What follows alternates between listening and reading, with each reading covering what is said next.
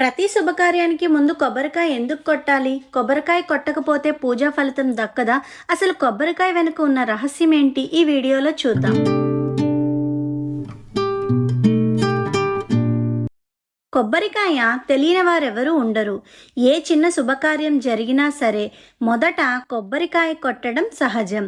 పూజ, నూతన వాహనం కొనుగోలు చేసిన, కొత్త ఇంటికి వెళ్ళిన, వ్రతాలు, పూజలు, వ్యాపార ప్రారంభం, ఏ పని ప్రారంభించినా ముందు కొబ్బరికాయ కొడుతూ ఉంటాం. మరి మీరు ఎప్పుడైనా ఆలోచించారా? అసలు ఏ చిన్న శుభకార్యం, ఏ పని చేసినా మొదట కొబ్బరికాయనే ఎందుకు కొట్టమంటారో? అయితే ఇప్పుడు మనం దాని గురించి వివరంగా తెలుసుకుందాం. అసలు కొబ్బరికాయ ఎందుకు కొట్టాలి, ఏంటి అన్నది.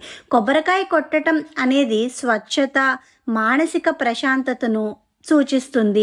అంతేకాకుండా కొబ్బరికాయ కొట్టడం వలన విజయం వరిస్తుందని, ఏ పని చేసినా సక్సెస్ అవుతారు.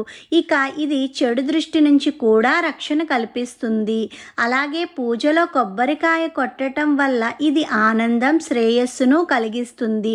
ముఖ్యంగా కొబ్బరికాయను లక్ష్మీదేవిగా, కొబ్బరిపై ఉన్న 3 కళ్ళను త్రిమూర్తులుగా సూచిస్తాయి. అందువల్లనే ఏ శుభకార్యంలో అయినా సరే దీనిని కొట్టడం వలన ఇది జీవితంలో శాంతిని, ఆనందాన్ని ఇస్తుంది. అయితే కొంతమంది స్త్రీలు కొబ్బరికాయను పగలగొట్టరు. దానికి కారణము ఉన్నదని చెప్తున్నారు పండితులు. సాంప్రదాయాల ప్రకారం కొబ్బరికాయను ఒక విత్తనంగా పరిగణిస్తారు. ఇది సృష్టి శక్తిని సూచిస్తుంది. అయితే స్త్రీలకు సృష్టి సామర్థ్యం ఉంది. వారు గర్భం దాల్చి కొత్త జీవికి జన్మనిస్తారు. అందుకే వారు విత్తనాన్ని సూచించే పండును పగలగొట్టడం మంచిది కాదు అంటారు. కానీ ఇప్పుడు ప్రతి ఒక్కరూ కొబ్బరికాయను కొడుతున్నారు. అంతేకాకుండా కొబ్బరికాయ వల్ల అనేక ప్రయోజనాలు ఉన్నాయి. అందులో ముఖ్యమైనది ఏమంటే ఆర్థిక అడ్డంకులను తొలగించడం. చాలామంది ఆర్థిక సమస్యలతో సతమతమవుతూ ఉంటారు. ఇంటిలోకి వచ్చిన డబ్బు నిలవక, ఖర్చులు పెరగటం వంటి వాటితో సమస్యలు ఎదుర్కొంటారు.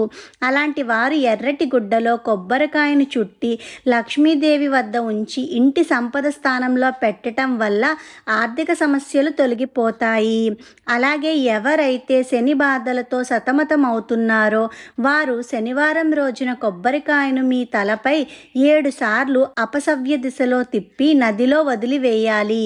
దీని వలన శని సమస్యలు తగ్గిపోతాయి. అలాగే రాహువు, కేతువు ప్రభావం తగ్గిపోవాలి అంటే ఎండు కొబ్బరికాయను చక్కెరతో నింపి ఏకాంత ప్రదేశంలో మట్టిలో పాతిపెట్టడం వల్ల రాహువు, కేతువు సమస్యల నుంచి కూడా మనం బయటపడవచ్చు.